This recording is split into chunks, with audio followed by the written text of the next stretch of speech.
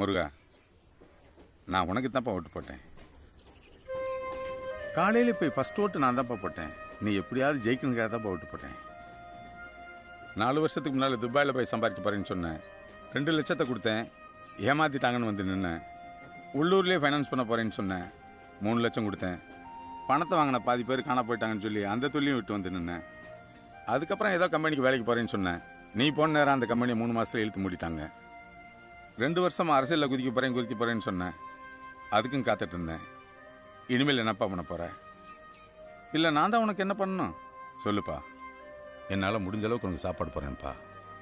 இதுக்கு மேலே என் உடம்பு ஒத்துழைக்காது. ஒரு இடத்துல 5 நிமிஷத்துக்கு மேலே என்னால் நிற்க முடியலப்பா. 30,000 ரூபா சம்பாரிச்சா 20,000 ரூபா மருத்துவ செலவுக்கே போகுது. இதுக்கு மேலே நான் உனக்கு என்ன சொல்றதுன்னு தெரியலப்பா.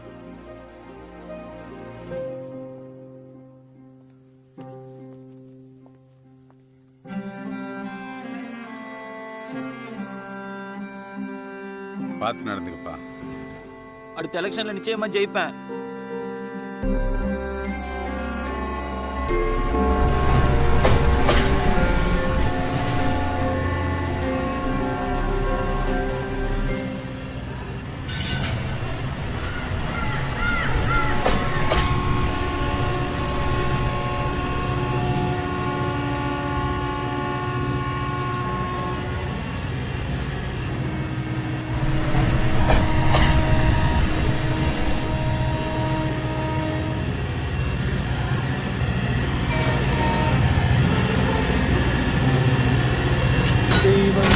எல்லாம் தோற்றே போகும் தந்தை அன்பின் முன்னே தாலாட்டு பாடும் தாயின் அன்பும் தந்தை அன்பின் பின்னே தகப்பனின் கண்ணீரை கண்டோர் இல்லை, தந்தை சொல்மிக்க மந்திரம் இல்லை. என் உயிரணுவில் வரமுன் உயிரல்லவா, மண்ணில் வந்த நான் உன்னகல் அல்லவா, காயங்கள் கண்ட பின்பே உன்னை கண்டே.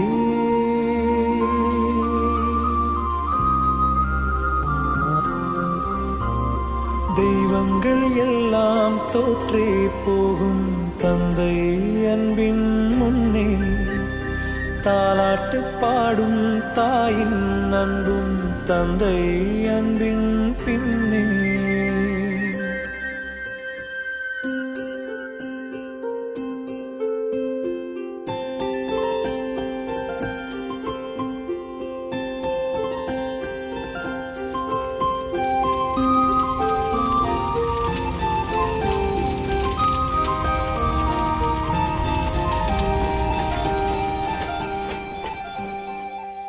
கூடி ஒருத்தனை கொண்டுட்டானுங்க. அப்புறாணி பையன். அடுத்தது என்ன தான் கொல்ல போகிறான். அவன் ஒன்றும் மயக்க வந்து விழுந்து சாகலை. கொண்டுட்டீங்கடா பாவிகளா. டேய், எல்லாரையும் வருத்தப்படுத்தி ஒரு வாழ்க்கை வாழ்ந்து என்னத்தடா ஏன் அப்ப சொத்து சேர்த்து வச்சிருக்கான், உட்காந்து கொட்டிக்கலாம் நினைக்கிறியா? எல்லாத்தையும் அனாதை இல்லத்துக்கு எழுதி வச்சுட்டு உன்னே அனாதை ஆக்கிடுவாமா. யோ, உன் சொத்து வேணா ஒரு மண்ணாங்கட்டி வேணாம் போய. ஏய், நான் ஏன்டா போகணும்? நீ போடா. கையடி அடிச்சிருவேன் நானு. அடிச்சிருவியா? அது ஒண்ணுதான்டா பண்ணல, அதையும் பண்ணு. யோ, கடுப்பா கலப்பாத, மூடிட்டு போயிரு. டேய், நான் மூடிட்டு போறது இருக்கட்டும். அடடா அடடா என்ன? டேய் படுபாவி, யார் மேலடா கைய வைக்கிற? நீ நாசமா போவ. ஏடா அடிச்சவர பாவி, குலதெய்வத்து மேலே கைய வச்சிட்டியாடா பாவி. வளர்ந்ததுமே யாவரும் தீவாய் போகிறோம், தந்தை அவனின் பாசத்தை எங்கே காண்கிறோம், நமக்கெனவே வந்த நண்பன் தந்தை. என்னண்ணா இன்னைக்கு பீர் அடிப்பீங்களா? அடிச்சிங்கன்னா பாட்டில் எடுத்து வைங்கண்ணே.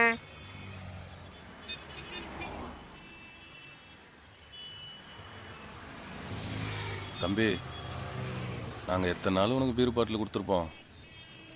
நான் ஒரு காயலாங்கடை ஆரம்பிக்கலான்னு இருக்கேன். நீயும் உன் பசங்கள்லாம் சேர்ந்து பழைய எறும்பு பாட்டிலாம் எனக்கு போடுவீங்களா? போடுறோண்ணே. ஐயா, நீங்கள் தான் ஏன் பெரிய மனசு பண்ணி இந்த காலி பீர் பாட்டிலாம் எங்களுக்கு கிடைக்கிற மாதிரி பண்ணீங்கன்னா இதை வச்சு நாங்கள் பொழைச்சிக்குவோம். ஐயா, நல்லா எடுத்துக்கப்பா.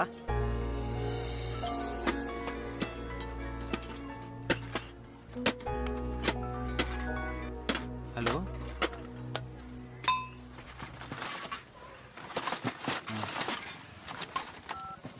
என்னடா என்னாச்சு? அப்பா வேலையை எனக்கு தரதா முடிவு பண்ணியிருக்காங்களாண்டா. ஏய் நல்ல விஷயம் தானே, வாழ்த்துக்கள்ரா. டேய் கையை குடுறா.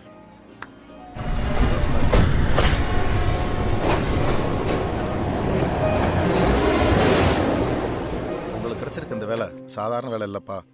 உங்கள் அப்பா ஏதோ டியூட்டியிலேருந்து மயங்கி விழுந்து இறந்ததுனால கிடைச்சிருக்குன்னு நினைக்காதீங்க. உங்கள் அப்பா பிளான் பண்ணி செத்துருக்காரு. தூரத்துலேருந்து அசைக்க வேண்டிய கொடியை அவ்வளோ கிட்டத்தில் போய் காட்ட வேண்டிய அவசியம் எல்லாம் உங்கள் வாழ்க்கையை பற்றின பயம். நோய்கிட்ட மாட்டிக்கிட்டோம், எப்போ இருந்தாலும் போகத்தானே போகிறோம்னு இப்போவே போயிட்டாரு. இங்கே உள்ள நல்ல உள்ளங்களால் உங்களுக்கு இந்த வேலை கிடச்சிருக்கு. காப்பாற்றிக்கிங்கப்பா.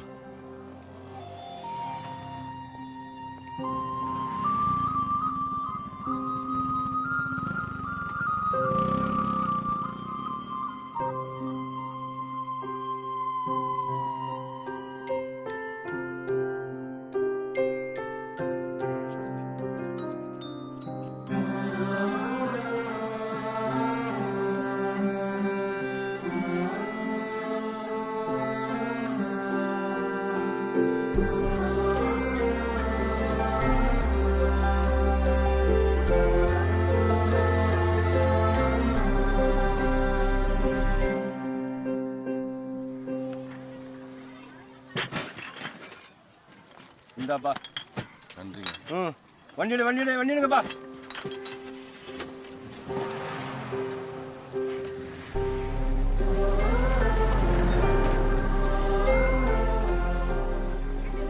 ஒரு 15 days நானும் என் ஒய்ஃபும் ஹரித்வார், ரிஷிகேஷ், ஹிமாலயாஸ்லாம் போகிறோம். அப்புறம் ஒரு வாரம் மலேசியா, சிங்கப்பூர் டூரு.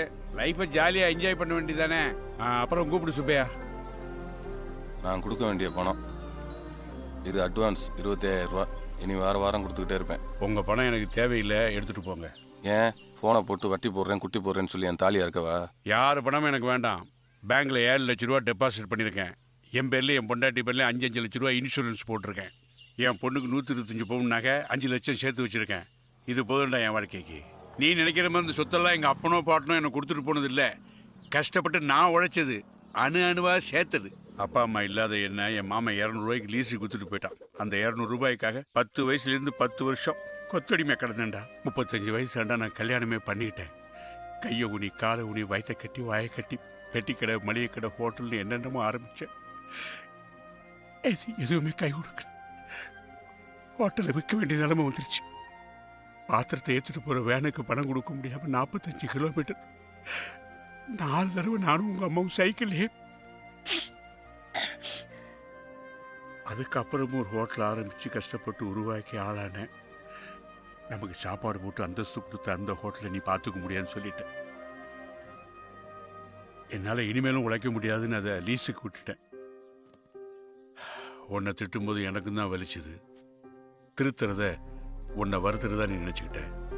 நினச்சிட்டு போ.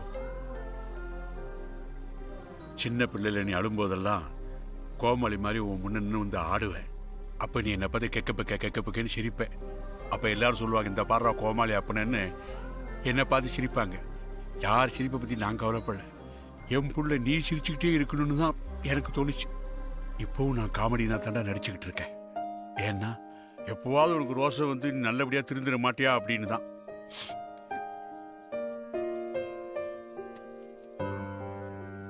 இந்த பணத்துலேருந்து ஒரு 100 ரூபாய் எடுத்து ஒருபடி அரிசியும் 1 பாக்கெட் ஊறுகாயும் வாங்கி உங்கள் அம்மாட்ட கொடுத்து சமைச்சு சாப்பிட்டு பாரு. தூக்கம் அப்படி வரும். ஏன்னா இது உன் உழைப்பில் சம்பாதிச்ச பணம்.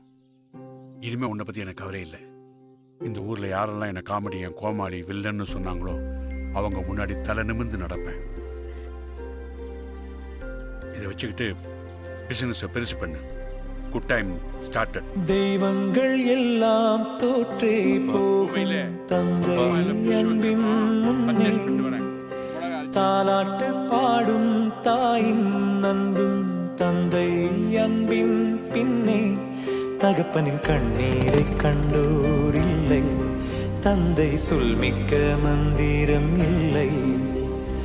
என் உயிரணுவில் வரமுன் உயிரல்லவா, மண்ணில் வந்த நான் உன் நகலல்லவா, காயங்கள் கண்ட பின்பே உன்னை கண்டேன்